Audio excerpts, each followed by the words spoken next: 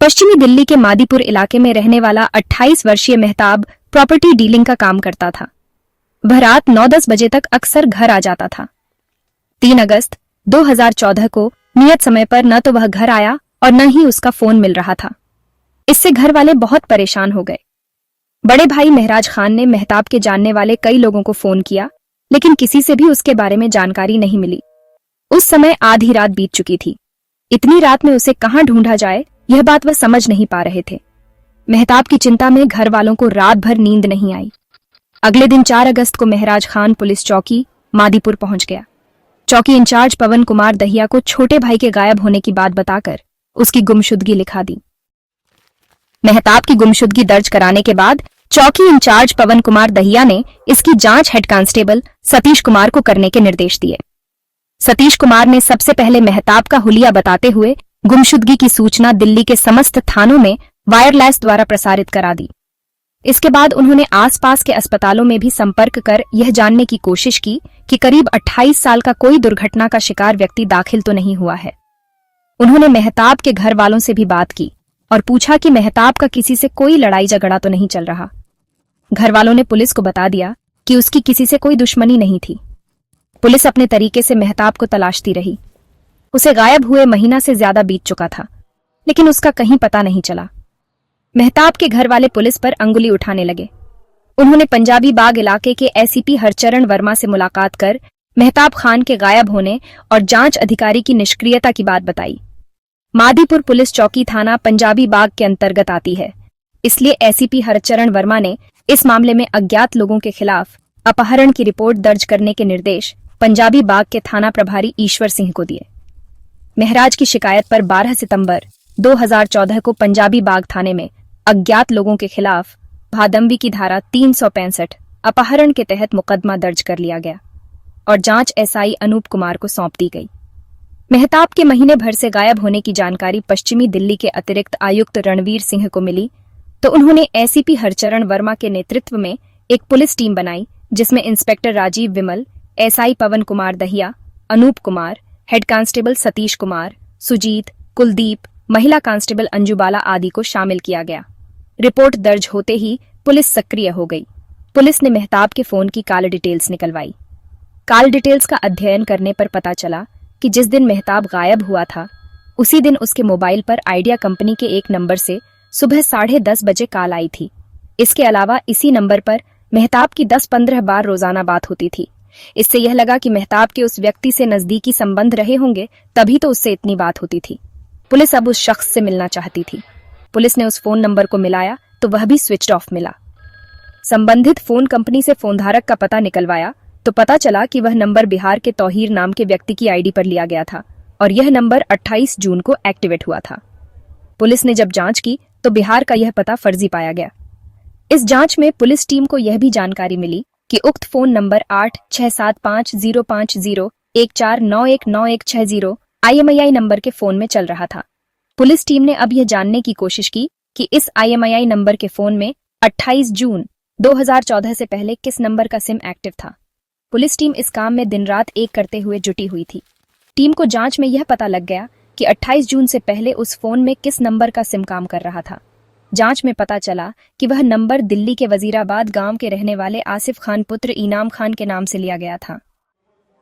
आसिफ खान से पूछताछ करने के बाद पुलिस उस शख्स तक पहुंच सकती थी जिसकी मेहताब खान से रोजाना 10-15 बार बातें होती थीं।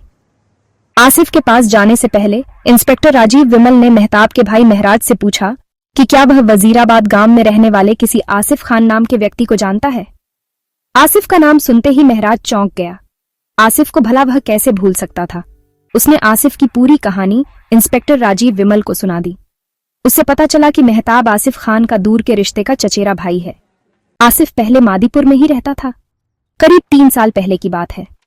मेहताब के चचेरे भाई शाने आलम की बहन मुमताज का आसिफ के भतीजे रवीश खान से चक्कर चल गया था। कुछ दिनों बाद वह मुमताज को लेकर भाग गया। ये बात मेहताब और उसके भाइयों को पता चली तो वे सब शिकायत करने आसिफ खान के घर पहुंचे। शाने आलम और मेहताब गुस्से में थे। शिकायत के दौरान ही दोनों ओर से गर्मागर्मी हो गई। तब उन लोगों ने आसिफ खान की जमकर पिटाई की। जिस तरह मोहल्ले में आसिफ की बेइज्जती हुई, उसे देखते हुए उसने वहां रहने का विचार ही छोड़ दिया। उसने अपना मादीपुर का मकान बेच दिया और दिल्ली के ही वजीराबाद गांव में मकान खरीदकर रहने लगा। वहीं पर वह प्रॉपर्टी डीलिंग का धंधा करने लगा। तब से वह वजीराबाद में ही रह रहा है। उधर मुमताज और रवीश खान ने भी निकाह कर लिया। महराज से बात करने के बाद इंस्पेक्टर राजीव विमल को लगा कि कहीं अपमान का बदला लेने के लिए आसिफ ने मेहताब के साथ कोई साजिश तो नहीं रची। मादीपुर के चौकी इंचार्ज पवन कुमार दहिया के नेतृत्व में 13 सितंबर को एक पुलिस टीम आसिफ खान के वजीराबाद गांव स्थित घर रवाना कर दी। आसिफ खान घर पर ही मिल गया। उसे हिरासत में ले लिया। थाने पहुंचकर पुलिस ने मेहताब खान की गुमशुदगी के बारे में उससे पूछताछ की। आसिफ खान पहले तो मेहताब के बारे में अनभिज्ञता जताते हुए पुलिस को गुमराह करता रहा, लेकिन पुलिस ने जब उससे सख्ती से पूछताछ की तो उसे सच्चाई बताने के लिए मजबूर होना पड़ा। उसने बताया कि उसने अपने साथियों के साथ मिलकर उसकी हत्या करके लाश गंगा नहर में फेंक दी थी। उसने अपने चचेरे भाई की हत्या क्यों की? पूछने पर आसिफ ने पुलिस को मेहताब की हत्या करने की जो कहानी बताई वह इस प्रकार निकली।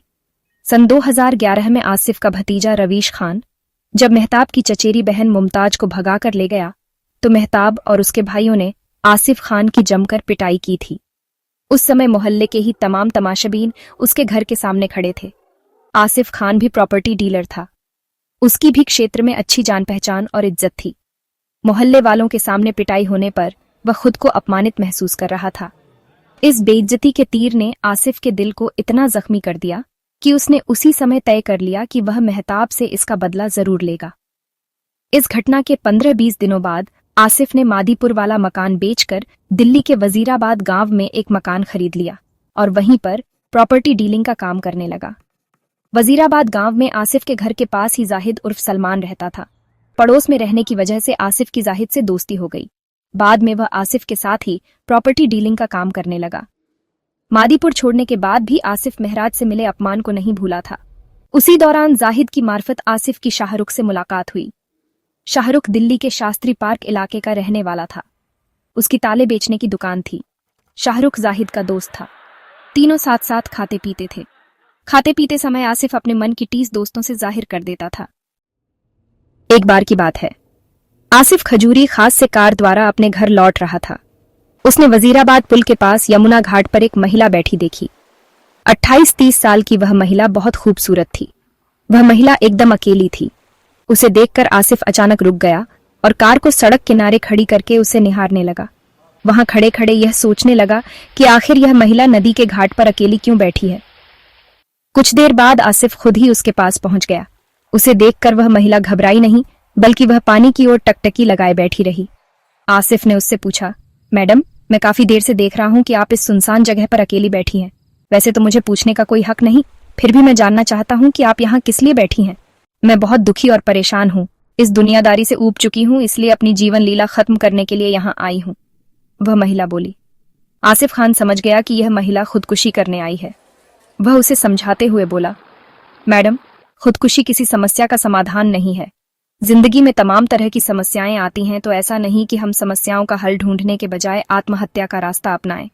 यदि आप मुझे अपनी समस्या बताएंगी तो हो सकता है कि मैं आपकी कोई हेल्प कर सकूं।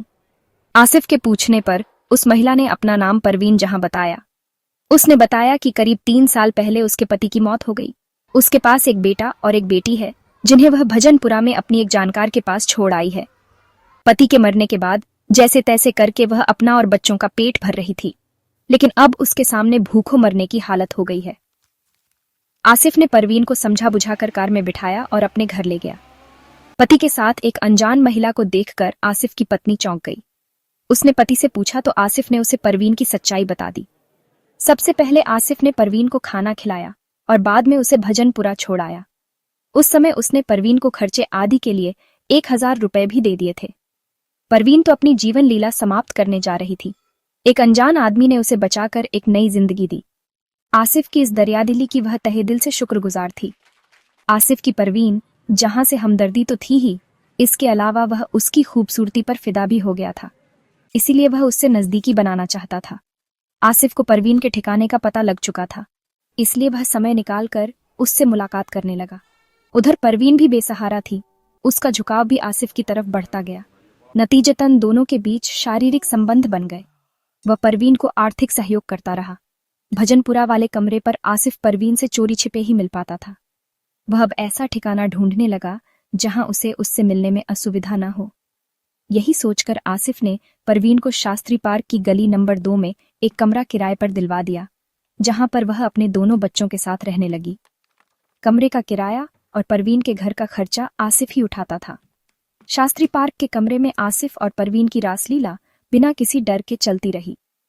आसिफ खान को मादीपुर से वजीराबाद आए हुए 3 साल बीत चुके थे, लेकिन मेहताब और उसके भाइयों द्वारा की गई पिटाई को वह भुला नहीं सका था। जब भी वह उस घटना को याद करता, अपमान का जख्म फिर से ताजा हो जाता था। मादीपुर उसके यहाँ से काफी दूर था। वह अब कोई ऐसा जरिया ढूंढने लगा जिससे मेहताब उसकी मनमुताबिक जगह पर आ जाए, जहां वह उसे अच्छी तरह से सबक सिखा सके। इस काम के लिए उसे परवीन जहां ही सही लगी। उसे विश्वास था कि परवीन उसके बताए किसी काम को करने से मना नहीं करेगी। इस साल जुलाई के महीने में उसने मेहताब से बदला लेने की बात परवीन जहां को बताई। तब परवीन ने उसे भरोसा दिया कि वह हर तरह से उसकी सहायता करने को तैयार है। परवीन की बात सुनकर आसिफ ने एक योजना बनाई। योजना के अनुसार उसने बिहार के तौहीर नाम के व्यक्ति के नाम से बने फर्जी वोटर आईडी से आइडिया कंपनी का सिम कार्ड ले लिया। वह कार्ड अपने मोबाइल फोन में डालकर परवीन को दे दिया। इसके अलावा उसने अपने दुश्मन मेहताब का फोन नंबर उसे देते हुए कहा कि वह किसी भी तरह से मेहताब को अपने रूप जाल में फांस ले। इसके लिए उसने परवीन को 5,000 रुपए भी दिए। परवीन के लिए यह काम बहुत आसान था। उसने अगले दिन दोपहर के समय मेहताब को मिस कॉल की। मेहताब उस समय खाली था। बात शुरू हुई तो मेहताब को भी परवीन की बातों में दिलचस्पी आने लगी। उसे उसकी बातें अच्छी लगने लगीं। अगले दिन रात के समय परवीन जहां ने मेहताब को फिर फोन किया। चूंकि दोनों का परिचय हो चुका था, इसलिए इधर उधर की बातें करते हुए परवीन बातों का दायरा बढ़ाने लगी। मेहताब भी अविवाहित था। वह उसकी बातों के आधार पर ही उसके रूप सौंदर्य की कल्पना करने लगा। इस तरह दोनों के बीच अब रोजाना बातें होने लगीं। परवीन उससे जल्द मुलाकात कर अपने हुस्न का दीदार करा देना चाहती थी। इसलिए एक दिन उन्होंने पंजाबी बाग मेट्रो स्टेशन के गेट नंबर 1 पर मुलाकात करने की योजना बना ली। मेहताब मादीपुर से पंजाबी बाग मेट्रो स्टेशन के गेट नंबर 1 पर पहुंच चुका था। वहां पहुंचने पर उसे कोई महिला दिखाई नहीं दी। वह इधर उधर देखने लगा कि कहीं परवीन आड़ में तो नहीं खड़ी है। इधर उधर नजर दौड़ाने के बाद वह नहीं दिखी तो उसने परवीन को फोन किया। परवीन ने बताया कि वह अभी रास्ते में है, 5 मिनट में पंजाबी बाग पहुंच जाएगी। मेहताब वहीं पर खड़ा परवीन का बड़ी बेसब्री से इंतजार करने लगा। वह मन ही मन सोच रहा था कि पता नहीं परवीन कैसी शक्लो सूरत की होगी। कुछ देर बाद उसे मेट्रो स्टेशन से उतरकर एक महिला आती दिखाई दी, जो गेट नंबर 1 की सीढ़ियों के पास आकर रुक गई। कढ़ाईदार जामुनी रंग का सूट पहने वह महिला बहुत सुंदर थी। अब मेहताब सोचने लगा कि पता नहीं यह परवीन है या कोई और। पुष्टि करने के लिए उसने उसी समय अपने फोन से परवीन का नंबर मिलाया। घंटी बजने के बाद उस महिला ने अपने हाथ में थामे छोटे पर्स से मोबाइल निकाला और बात करने लगी। यह देखकर मेहताब खुश हो गया, क्योंकि परवीन की जैसी कल्पना उसने अपने दिमाग में की थी, वह उससे कहीं ज्यादा खूबसूरत निकली। दोनों एक दूसरे को देखकर मुस्कुरा पड़े। वहां कुछ देर बात करने के बाद मेहताब उसे पंजाबी बाग के एक रेस्टोरेंट में ले गया। वहां उसने उसकी खूब खातिरदारी की। पहली मुलाकात से दोनों ही खुश थे। दोनों ने वहां खूब बातें की। इसके बाद परवीन वहां से मेट्रो द्वारा घर लौट गई। मेहताब से मिलने के बाद परवीन को विश्वास हो गया कि वह अपने मकसद में सफल हो जाएगी। घर लौटने के बाद उसने आसिफ को सारी बातें बता दीं। परवीन जहां से मिलने के बाद मेहताब के दिल की धड़कनें और तेज हो गईं। अब तो जब भी उसे फुर्सत होती, वह परवीन जहां का नंबर मिला देता। फिर उनकी काफी देर तक बातें होती रहती। इस तरह दिन में कई कई बार वह फोन पर बतियाते। उनके बीच बातों का दायरा बढ़ता गया। वे एकांत में भी मिलने लगे, जिससे उनके बीच की दूरियां भी मिट गईं, यानी उनके बीच शारीरिक संबंध भी बन गए। इसके बाद उनके बीच यह सिलसिला चलता रहा। परवीन ने अपने हुस्न के जाल में मेहताब को पूरी तरह काबू कर लिया था। मेहताब को यह बात पता नहीं थी कि परवीन का असली मकसद क्या है। वह उसे अपनी प्रेमिका समझता था। जुलाई 2014 के अंतिम सप्ताह में परवीन ने आसिफ से कहा, मछली जाल में फंस गई है, अब यह बताओ उसका शिकार कब और कहां करना है। परवीन, अभी 29 जुलाई को ईद है। ऐसा करते हैं, ईद के बाद तुम उसे शास्त्री पार्क मेट्रो स्टेशन ले आना, वहां से हम उसे कहीं और ले जाएंगे। आसिफ ने उसे बताया। आसिफ खान ने मेहताब से बदला लेने की पूरी योजना बना ली। योजना में उसने अपने दोस्त जाहिद उर्फ सलमान और शाहरुख को भी शामिल कर लिया। 3 अगस्त 2014 को योजना के अनुसार परवीन जहां ने मेहताब को सुबह 10 बजे फोन करके शास्त्री पार्क मेट्रो स्टेशन पर मिलने के लिए बुलाया। मेहताब उससे मिलने के लिए तैयार हो गया। उसने कहा कि वह 1-1:30 बजे तक शास्त्री पार्क मेट्रो स्टेशन पहुंच जाएगा। परवीन ने यह बात आसिफ खान को बता दी। आसिफ ने योजना के अनुसार अपनी सेंट्रो कार नंबर DL3CAB7021 में एक रस्सी का टुकड़ा और झूठ की बोरी रख ली।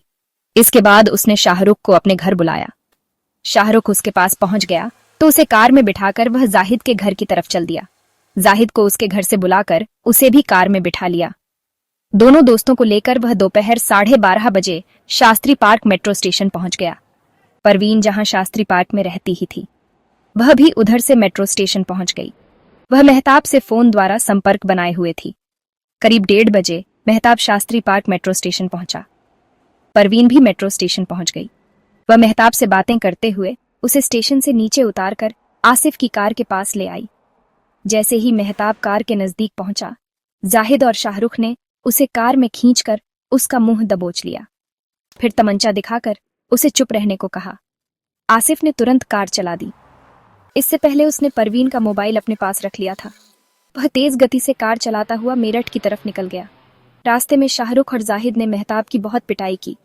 मेरठ से निकलते ही आसिफ पिछली सीट पर आ गया और जाहिद कार चलाने लगा। आसिफ के दिल में बदले की चिंगारी सुलग रही थी। उसने अपने हाथों से मेहताब की पिटाई करनी शुरू कर दी। मेहताब के शरीर पर तमाम गंभीर चोटें आई थीं, जिससे उसे बहुत दर्द हो रहा था। दर्द उसकी सहनशक्ति से बाहर हो गया तो उसने चिल्लाना शुरू कर दिया। उसी दौरान आसिफ ने कार में रखे रस्सी के टुकड़े से उसका गला घोंट दिया।